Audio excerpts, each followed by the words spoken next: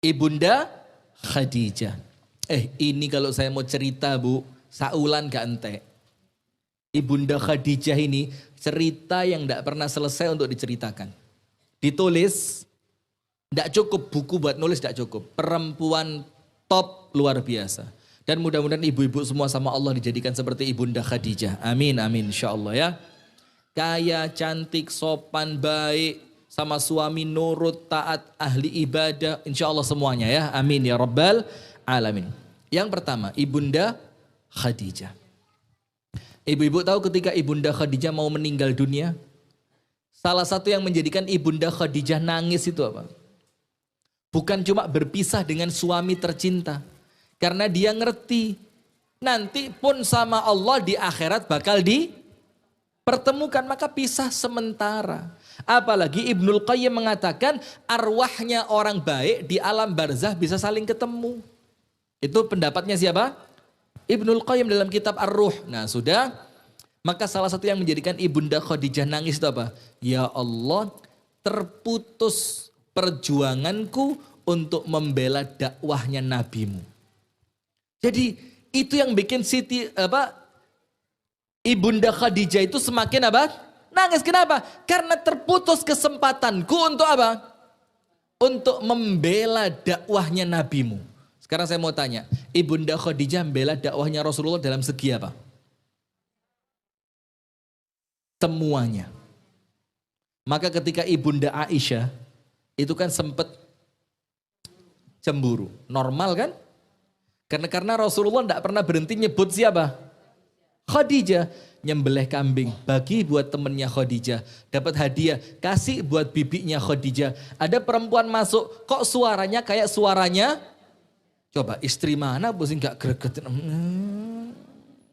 Coba, misalkan suami Anda istrinya 4 gitu ya. Misalkan, alhamdulillah. Oh na'udhu, saya kedengeran alhamdulillah, kaget saya muncul. Ternyata na'udzubillah. Sudah. Disebut terus, ada perempuan masuk, kok suaranya kayak suara Khadijah. Ada tamu datang, Aisyah muliakan dia. Kenapa? Ini dulu sahabat karibnya. Apa kata Ibunda Aisyah? Perempuan yang saya tidak pernah lihat, tapi saya paling cemburu sama dia. Yaitu siapa? Ibunda Khadijah. Tapi ingat, cemburunya cemburu dalam kebaikan. Kok bisa dia begitu, saya enggak? Bisa. Kok bisa suami saya secinta itu sama dia? Kok belum mencintaiku sebesar? Nah itu kecemburuan yang baik. Bukan cemburu yang tidak produktif. Tapi cemburunya apa? Produktif. Nah, itulah perempuan harusnya begitu. Kalau cemburu, bojoku kok ngelirik wong iku terus yo. Aku kudu koyo wong iku. Gitu loh.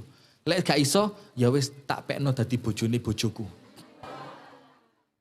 Itu cemburu yang produktif. Setuju? Anda kalau setuju tak kasih hadiah. Setuju?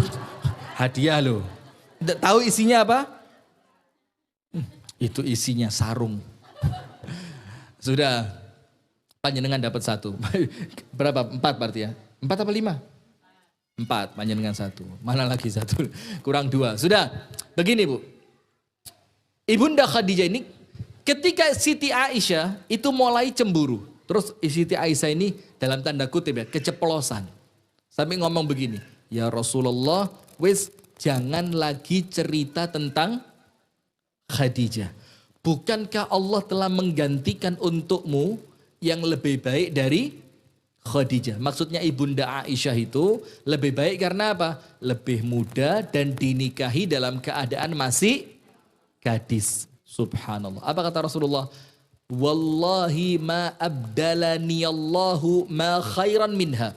Demi Allah sampai detik ini Allah tidak ngasih ganti untuk saya yang lebih baik dibandingkan Khadijah. Begini.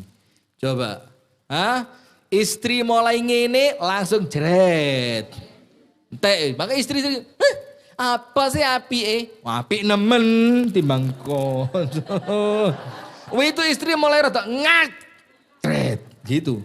Istri itu tidak boleh kasih ruangan. Kasih ruang tak. Itu ya, kamu tanya, itu metu ngono kok susah. Maka istri itu ketika rotok naik dikit, cek. Jangan kasih kesempatan. Nanti kesian. Kalau dia ngelunjak sama suami nanti masuk. Nah itu jadi kita ini kasar sama istri bukan karena apa-apa. Kesian kalau kamu masuk neraka. Ngerti ya? Masih lihat? Masih nonton kan? Jangan suka screenshotin fotonya orang. Jangan. Tak lihatnya.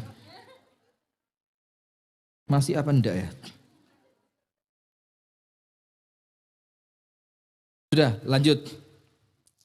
Sudah, kemudian Rasulullah memberitahu apa sih kebaikannya Khadijah yang istri lain tidak memiliki itu. Nomor 1, darinya aku punya anak dan dari istri yang lain Allah tidak beri anak. Berarti Bu, salah satu yang menjadikan perempuan itu sempurna apa? Punya anak. Itulah kenapa salah satu ciri perempuan surga itu apa? Al-walud. Walud itu apa? Kandungannya anaknya banyak. Angkat tangan di sini yang anaknya paling banyak hadiah. Angkat tangan. Yang anaknya 3. 1, 4, 5. Mentok papat. 5, 6. Iya, ibu zaman dulu begini-begini. 7, 8, 9, 10. 6. Panjenengan? La ilaha illallah. Insya Allah nanti sama Allah kasih anak banyak ya. Amin, amin. Karena tidak usah khawatir. Dan ini wis talah. Orang zaman dulu ngomong dan terbukti sampai sekarang dan sampai kiamat. Banyak anak, banyak. Karena setiap anak yang lahir bawa rezekinya masing. Gak usah bingung dan orang tua tidak usah GR. Aku kerja kesel. Iku rezekinya anakmu. Be Allah dititip lewat kon. Wis, gak rame. Aku lo kesel. Sudah, jadi gitu. Mana hadiah 1 ya Bu ya. Sisa berapa? Sisa 1 berarti ya. Sudah. Allah memberikan kepadaku anak yang tidak diberikan lewat istri yang nomor 2. Dia yang pertama kali beriman kepadaku ketika orang lain mendustaiku. Berarti percaya kepada siapa? Suami. Nah ini loh perempuan zaman sekarang ini. Istriku. Mana istriku? Tidak kelihatan di kamera. Istriku. Bentar. Saya cek dulu. Kalau pas nonton tambah tak buanterno ini. Kalau enggak rugi saya ngomong. Enggak, sudah sibuk dengan anaknya dia. Sudah. Apa tadi? Maaf Bu, ini saya ngomong serius ya. Saya ngomong serius. Begini Bu. Sekarang ini, banyak rumah tangga rusak. Gara-gara istri lebih percaya sama teman dibanding suami.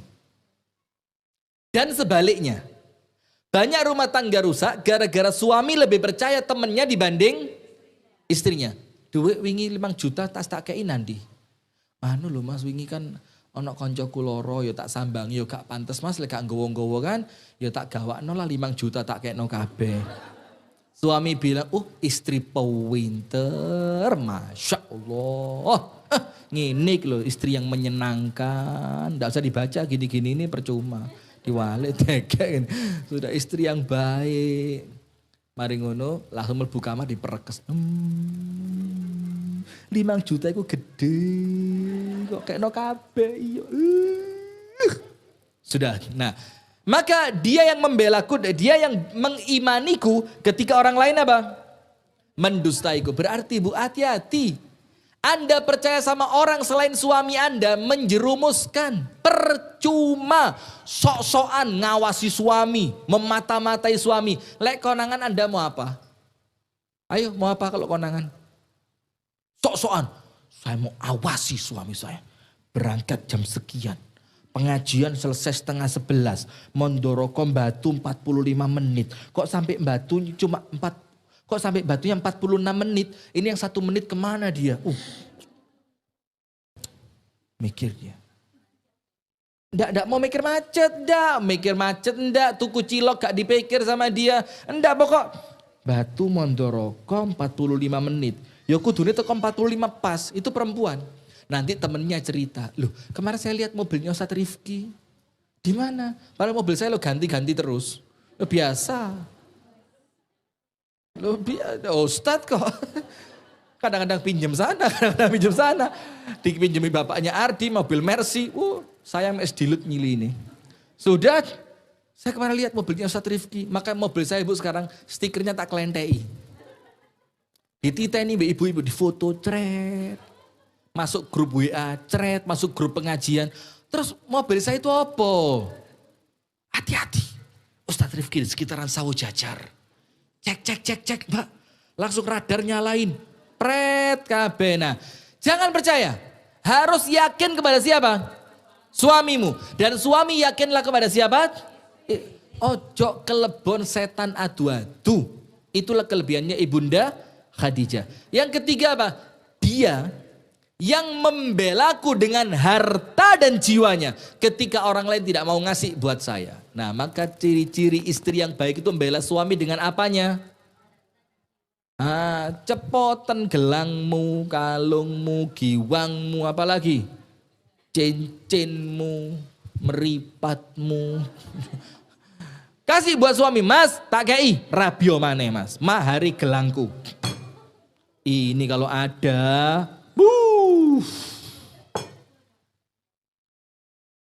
perlu dibawa ke sebelah sini, agak jauh dikit dari sini. Porong itu loh. Jangan-jangan ada yang salah ini. Nah, maka begitu Ibunda Khadijah bela Rasulullah dengan apa? Hartanya. Mulai kaya raya sampai miskin papa. Tahu ceritanya kan? Duitnya untuk Rasulullah dakwah yang sebelumnya dagang-dagangnya ditinggal fokus untuk dakwah. Dan yang terakhir apa? Ketika Malaikat Jibril turun, seret. Malaikat Jibril bilang apa? Muhammad, ada salam dari Allah untukmu. Dijawab sama Nabi Muhammad. Dan ada salam dari Allah untuk Ibunda Khadijah. Dan sampaikan salamku dari Malaikat Jibril untuk Ibunda Khadijah. Perempuan yang Allah kirim salam. Mondoroko ada? Malaikat maut kirim salam. Hati-hati. Ini Allah kirim salam, Malaikat Jibril kirim. Dan hebatnya lagi apa? Dan berikan berita gembira untuknya. Bibaitin fil jannah. Satu rumah istana yang sudah selesai di surga. Min qasobin, yang terbuat dari berlian. Jadi tidak pakai gini-gini. Alah mek pirang iji sih. Ini loh omah temboknya apa? Berlian. La sakhobun fiha wala nasab. Yang di dalam rumah itu tidak ada kebisingan. Apa kata para ulama? Kenapa rumahnya Ibunda Khadijah tidak ada kebisingan? Karena dia jaga Rasulullah ketika di rumahnya tidak pernah membisingkan telinganya Nabi Muhammad. Anda tahu 25 tahun Nabi Muhammad hidup, ini loh rumah tangga, tidak ada cekcok. Tidak ada ngomong, tidak ada ngomong, kok ngono. Tidak ada. Kok tas tek, kok telat sak menit. Tidak ada. Maka oleh Allah diganti dengan rumah di surga tidak bising. Dan yang kedua apa? Wala nasab. Dan di rumah itu tidak ada kelelahan. Kenapa? Karena Ibunda Khadijah sudah menghabiskan lelahnya di dunia. Dan ketika wafat, Ibunda Khadijah dalam sebagian riwayat yang menurut sebagian ulama katanya sanadnya dipermasalahkan. Tapi ini cerita saja ya. Itu Siti Khadijah bilang apa?